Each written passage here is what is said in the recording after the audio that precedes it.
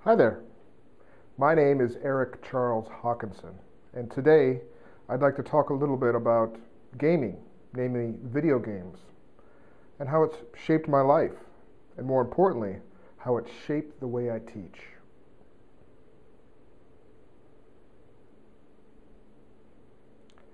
When I was growing up, we had a lot of board and card games in the household, and every so often our family would get together for game night and play games like Risk, Clue, maybe Operation, or some card games, maybe Cribbage or Skip-Bo.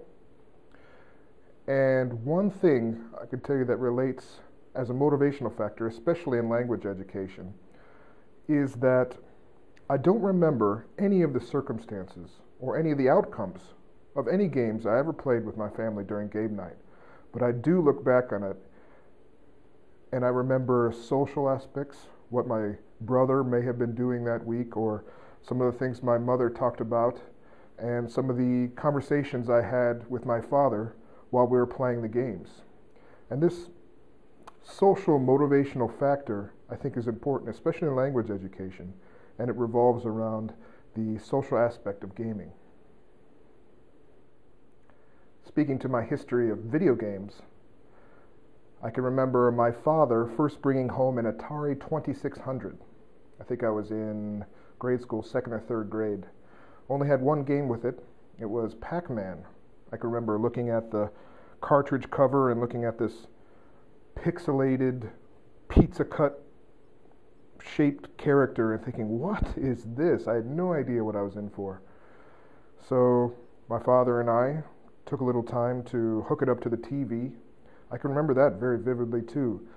It was my first time to look at the back of the TV and how it hooked up and turning it from UHF to VHF and all this other things to make the console hook up to the television. So even hooking up the video game, the Atari 600 to the TV, was a learning process for me from what I can remember.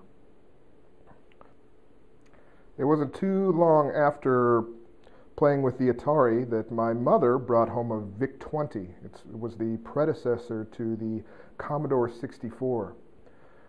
It was basically a keyboard with a cartridge slot and a external tape drive where you could load software with a regular cassette tape. It took about 15 to 20 minutes to load a piece of software. And that was my first experience actually making a game. Very simple, using basic programming to make a simple text type input game. And therefore, it became a learning process for me to know what went behind the games. Just like before, my experience of hooking the game up to the TV was a learning process. It was a learning process for me to know what made the game tick, what went into creating these environments.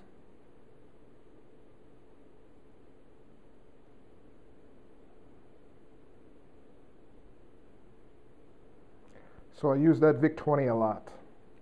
And after maybe 2-3 years, it broke.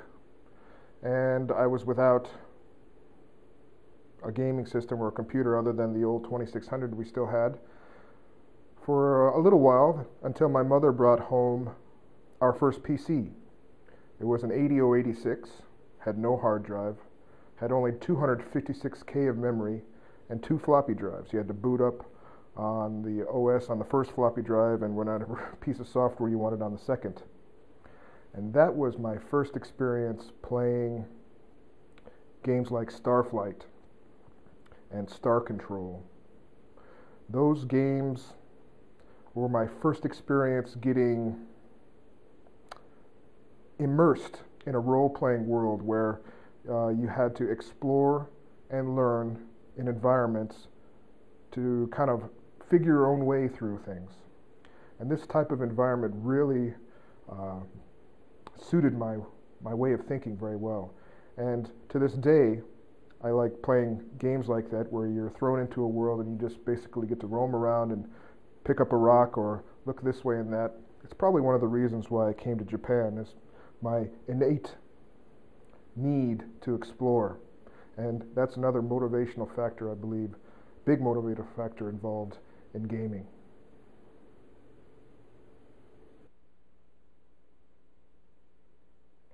When I started junior high school, we upgraded to a 486. And that's when I started playing the Sierra games like King's Quest, Space Quest, and even Leisure Suit Larry. Wasn't supposed to play that one, but I did. And one day my father brought home an internal modem. He said, "Here, son, install this." I didn't really know what it was for at the time. I knew it communicated, I knew you had to hook in the phone line. It took me about 2 days. I was so afraid of breaking the computer that I took my time. I installed it. I worked out some software, and before long, I had used my computer to dial out and log into my first BBS, bulletin board system. This is pre-internet. Used my computer through a landline to connect to another computer, where I logged in, and basically it was like a mini online community where only 1 or 2 people could be online at the same time. And that's where this social aspect of gaming, where I talked about before with family game night, started to merge with the technology and the exploration of gameplay and game mechanics, started to combine. So it wasn't too long before I was running my own BBS. It was called Hawk BBS. I started it my freshman year in high school. It had only had a 2400 baud modem. At first, only maybe 2 or 3 people an evening would call in to my BBS. I didn't have much to offer at that time, maybe a bulletin board and maybe 2 games. But after the course of my 4 years in high school, I had merged my BBS with a buddy's BBS. It was now called Stonehawk BBS. We had 2 nodes, and we were up to somewhere between 3,000 and 5,000 users. It was being used 24 hours a day. And this is when I started to realize that hosting these games, at the time we were hosting VJ Planets, SRE, Baron Realms of Light, and other games like that, I started to realize that I've learned a lot by doing this. I'd become proficient at custom making computers. I was good at DOS commands.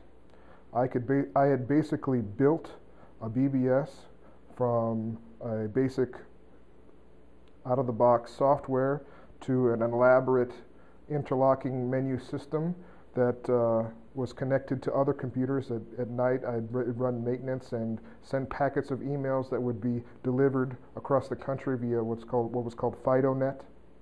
At that time, it took almost 3 days for an email to get from my computer to maybe something on the East Coast. So you can see how gaming has influenced the way I teach, is kind of immersing myself in something and learning it and playing it. At the same time, playing it and learning it. And this kind of thing has been shaping me ever since. And this is what I kind of inject a lot into my classes, especially my language classes. So, let's fast forward to present day. I'm currently an educator living in Japan. I teach mostly English and communication courses, a few others though. And there are still, I wouldn't say many, but a few of my colleagues that view gaming, especially video games, as a distraction from learning. But I have a different view. I believe that we can harness these intrinsic motivational properties revolving games, especially video games, and apply it to all aspects of education. I'd like to tell you a story.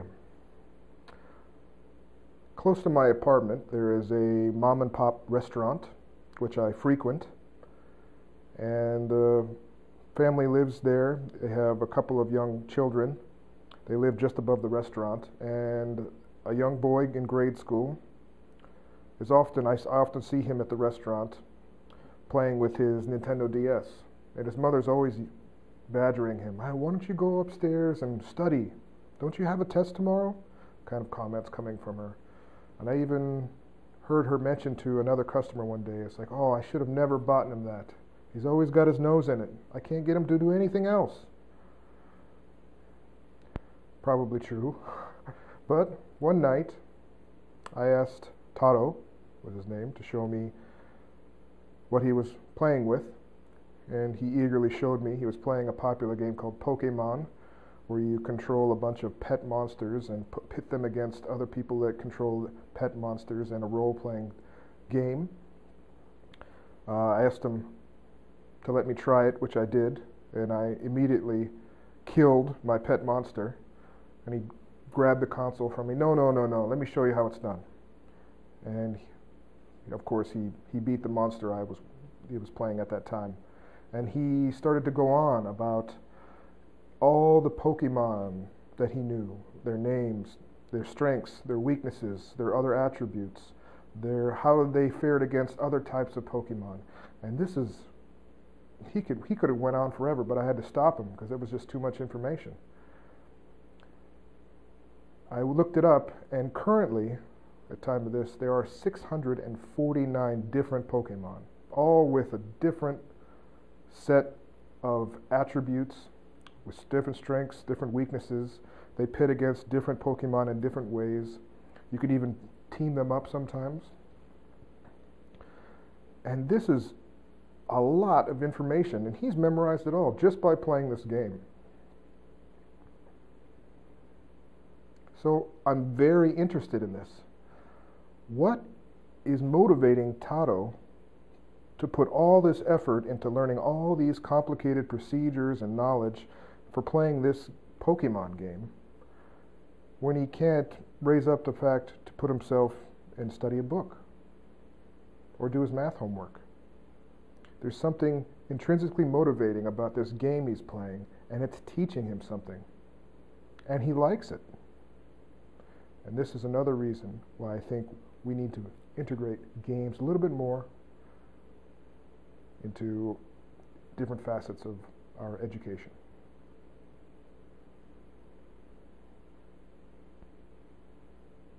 So, I've been making games for many years. And for the past 5 or 6 years, I've been specifically making games and activities for Japanese learners of English. And if you'd like, please take a look on one of my websites. It's called teamteachers.com. And there, maybe you can take a look at a few specific examples of games I've made. One's called the Snake Charmer. Maybe you can take a look at another one that's called the No Way game. These are all games that I've designed to help Japanese learners of English and use these motivational properties that are involved in gaming and help them to bring out their communicative skills. And if you'd like to collaborate with me on fine-tuning these games or making a new game or conducting research using these games, please contact me on my portfolio website, which is erichawkinson.com.